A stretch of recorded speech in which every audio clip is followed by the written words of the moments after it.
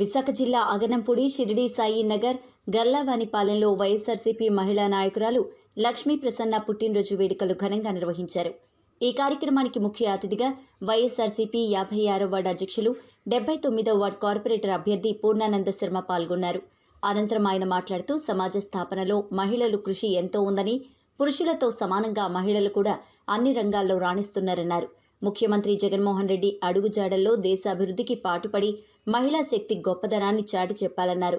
స్థానిక శాసనసభ్యులు తిప్పల నాగిరెడ్డి గారి ఆదేశాలతో అందరం కలిసికట్టుగా పనిచేయాలని, ప్రతి ఒక్కరూ సేవా దృక్పథంతో ఉండాలన్నారు. వైసీపీ మహిళా నాయకురాలు లక్ష్మీ ప్రసన్న పుట్టినరోజు సందర్భంగా సుమారుగా 100 మంది పేద ప్రజలకు నిత్యావసర సరుకులు, బియ్యం పంపిణీ చేశారు. ఈ కార్యక్రమంలో యూత్ ప్రెసిడెంట్ విందుల వరప్రసాద్, రవిచంద్రారెడ్డి, దళిత నాయకులు సెక్రటరీ చంద్రమౌళి, వైఎస్ఆర్సీపీ మహిళా అభిమానులు, కార్యకర్తలు తదితరులు పాల్గొన్నారు. లక్ష్మీ ప్రసన్న గారికి జన్మదిన శుభాకాంక్షలు తెలియజేస్తూ ఆవిడకి నిండు నూరేళ్లు ఆయురారోగ్యశ్వర్యాలు భగవంతుడు ప్రసాదించాలని, ఆ కుటుంబాన్ని చల్లగా చూడాలని మనస్ఫూర్తిగా భగవంతుని ప్రార్థిస్తూ, రాజకీయాలన్నవి నిస్వార్థంగా ఏమీ ఆశించకుండా సేవ చేస్తే ప్రజలు గుండెల్లో పెట్టుకుంటారు, ప్రజలు అభిమానిస్తారు అన్నదానికి నేనే ఉదాహరణ. నాకు రాజకీయ కుటుంబం లేదు, నేను రాజకీయ కుటుంబం నుంచి రాలేదు, నాకెవరు రాజకీయంగా గాడ్ ఫాదర్స్ ఎవరు లేరు. నేను ఒకటే నమ్ముకుని రాజకీయాల్లోకి వచ్చాను. నిస్వార్థంగా ప్రజలకి సేవ చేయాలి,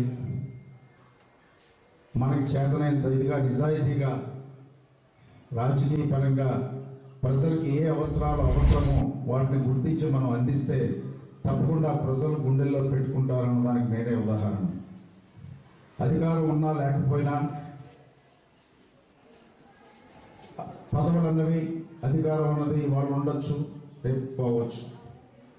ప్రజలకి శాశ్వతంగా గుర్తుండిపోయేది మనం ఏదైతే చేశామో అది తప్పకుండా ప్రజలు గుర్తిస్తారన్నదాన్ని నేను నమ్మి గత 10 సంవత్సరాలుగా ఈ ప్రాంతంలో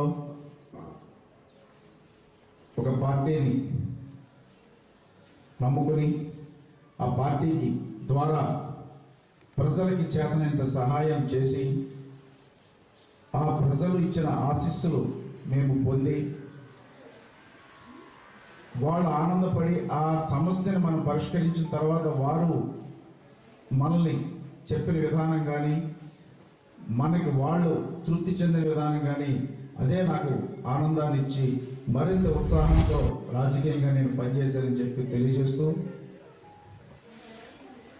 గత 5 సంవత్సరాలు కూడా అధికారం లేకపోయినా మాకు చేతనంత సహాయం చేస్తూ అన్ని ప్రాంతాల ప్రజల్లో సమస్యలు భాగస్వామ్యం తీసుకుని వారి సమస్యను మా సమస్యగా పరిష్కార దిశగా మేము ప్రయత్నం చేయడం జరిగింది. మాకు నీకు నచ్చే సేవ, నీకు మనసుకు నచ్చేది ఎవరేమనుకున్నా సరే దాంట్లో దూసుకు వెళ్ళిపోతూ ఒక ప్రేమతత్వాన్ని అందించే అవకాశమే ఈ మానవ జన్మకు ఉందమ్మా. ఉన్న జీవరాశులకి ఏది కూడా జ్ఞానం లేదు అని చెప్తూ ఒక ప్రేమతత్వాన్ని నేర్పాడు ఒక గురువుగా. తర్వాత ఒక ఇంటి ఇల్లానికి ఇల్లే సర్వస్వం, ఇల్లే దేవాలయం. అందులోనే మనం చాలా సతమతం అవుతూ 24 గంటల్లో నలిగిపోతాం.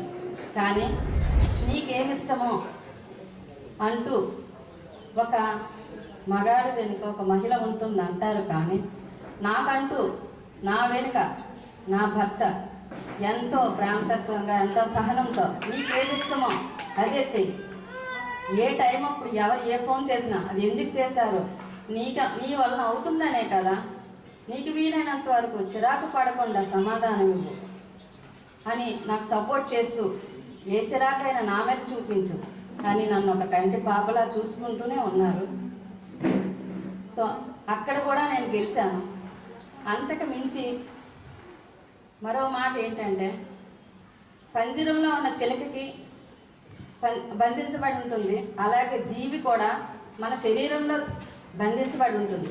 ఒక్క అవకాశం ఇచ్చి పంజరాన్ని బయటికి వదిలి ఎవరైనా సహాయం చేస్తే ఎంత ఆనందం ఉంటుందో, నాలో ఉన్న సర్వీస్ గుర్తించి నాకంటూ ఒక స్వేచ్ఛనిచ్చిన నా భర్త అయితే అది నా సర్వీస్ గుర్తించి ఒక చేప పిల్లలాగా ఈత నేర్చుకో అని నాకు గురువుగా నేర్పింది గౌరవనీయులైన కోనాను శర్మ గారు.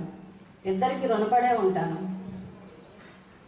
దీపము వెలుగుని చాలా చీకటిగా, చాలా గాఢాంధకారంగా ఉన్న దీపం పెట్టామంట వెలుగులో ఎంతో మనశ్శాంతి ఉంటుంది. కానీ దీపం చిన్నదే, కానీ అది కరిగిపోతూ కూడా ఎంతో వెలుగును మనకిస్తుంది.